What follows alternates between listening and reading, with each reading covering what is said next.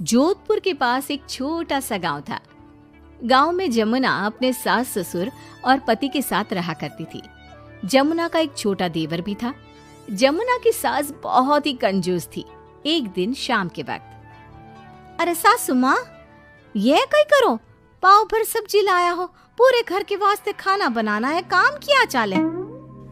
जमुना की सास कहती है, अरे बिंदड़ी, घनी महंगाई हो रखी है, जितनी सब्जी रखी है उसमें ही काम चला ले।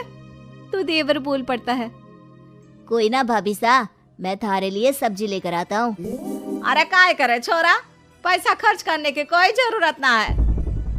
इसी तरह से जमुना की सास हर बात में कंजूसी किया करती थी। एक दिन जमुना ने देखा कि उसकी सास की चप्पलें काफी घिस चुकी हैं और ये देखकर जमुना ने उन चप्पलों को घर के बाहर फेंक दिया। अरे बिंदड़ी, मारी चप्पल ना मिल रही, थारे को पता है कि कठे है। सासू माँ, वो चप्पल तो मन ने घर से बाहर फेंक दी, बहुत घिस गई थी ना। अरे थारी भली होवे, मारी चप्पल क्यों फेंक दी, मैं अभी उठा कर लाती। अरे माँ, क्यों जिद करे है, मैं थारे को नई चप्पल दिला कर लाऊंगा। अरे रहने दे, तू भी बिंदड़ी की जबान बोलने लगा है। नहीं चाहिए चप्पल मने, मारी पुरानी चप्पल घनी पसंद है।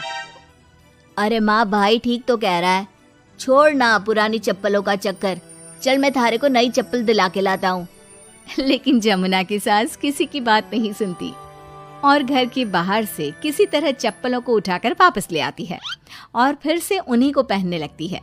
फिर एक दिन सुबह के वक्त जमुना मंदिर गई और जब वहां से लौट कर आई तो जोर जोर से चिल्लाने लगी, अरे कहीं बताओ, मंदिर में किसी ने हमारी चप्पल चोरी कर ली। अरे माँ, अच्छा ही हुआ ना, थारी चप्पल कोई चोर चुरा के ले गया। अब तू तो छोड़ने वाली थी ना, वैसे भी पुरानी चप्पलें थी। अरे तू चुप कर छोरा, महंगाई के जमाने में पुरानी चप्पल कर रहा है। मैं कैसे भी करके चोर को ढूंढ कर हमारी चप्पल वापस लाऊंगी। लेकिन माता जी, तब तक आप क्या नंगे पांव फिरोगी पूरे गांव में? अरे बिंदड़ी, थारी नजर लगी है हमारे चप्पलों को, तू ही कह रही थी ना, फेंक दो, देख अब चोर चोरी करके ले गया। उस दिन के बाद जमुना की सास नंगे पांव ही गांव में घूम घूम कर अपनी चप्पलें ढूंढने लगी और कुछ ही दिनों के बाद जमुना की सास को अपनी टूटी चप्पल एक गरीब औरत के पैरों में नजर आई। पकड़ लिया, अरे पकड़ लिया, तूने हमारी चप्पल चुराई ना, अब मैं थारे को छोड़ूंगी नहीं। अरे माँ जी, मंदिर में पड़ी थी, पुरानी चप्पल है, मारे को लगा किसी के काम की ना है, इसलिए उठा ले आई। अरे पहनने दो ना मारे को। आई बड़ी पुरानी चप्पलों वाली, एक तो हमारी चप्पल चुरा ली, ऊपर से आंखें दिखा रही है, चल वापस दे चप्पल। तभी छोटा बेटा वहां पहुंच जाता है और अपनी माँ को इस तरह देखकर कहता है, अरे माँ, क्या कर रही है, अच्छा ना लगे, छोड़ दे, बेचारी गरीब औरत है। मैं कह रहा हूँ ना, मैं थारे को नई चप्पल दिला कर लाऊंगा। ना बेटा, चप्पल तो मैं यही वाली पहनूंगी। ऐसा कहकर जमुना की सास ने उस गरीब औरत से वो चप्पलें छीन ली। इतने पैसे वाली होकर मुझ गरीब से टूटी चप्पल भी छीन ली। अरे भगवान भला करे थारा। जमुना की सास की जिद के आगे किसी की एक ना चली और उसने फिर से वही पुरानी चप्पल पहनना शुरू कर दिया। एक दिन जमुना का पति बिना अपनी माँ को बताए उनके लिए सुंदर जूतियां लेकर आ गया और उसने वही जूतियां लाकर अपनी पत्नी जमुना को दिखाई।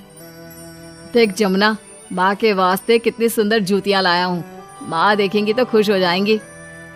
आप तो जूतियां ले आए हो, लेकिन सासू माँ ये जूतियां पहनेंगी ना, वो तो अपनी पुरानी चप्पल ही पहनने वाली है। अरे जमुना, एक बार चलकर माँ को देते हैं ना ये जूतियां, क्या पता पहनने को राजी हो जावे। माँ देख तो, थारे वास्ते मैं कितनी सुंदर जोधपुरी जूतियां ले आया हूँ। अरे ये क्या करे छोरा, इतना पैसा खर्च करने की क्या जरूरत है, मारे को ना चाहिए इतनी महंगी जूतियां, तू वापस देकर आ जा।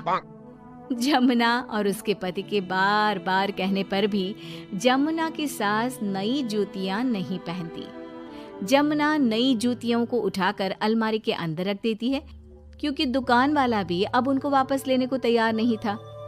कुछ दिनों के बाद एक दिन सुबह के वक्त अचानक से जमुना की सास की जोर जोर से चिल्लाने की आवाज आती है। आवाज सुनकर जमुना, उसका पति और देवर तीनों दौड़कर घर के आंगन की तरफ आते हैं और वहां पर देखते हैं कि जमुना की सास आंगन में जमीन पर गिरी हुई पड़ी थी। अरे माँ, ये क्या हो गया? अरे मैं तो आंगन में गिर गई।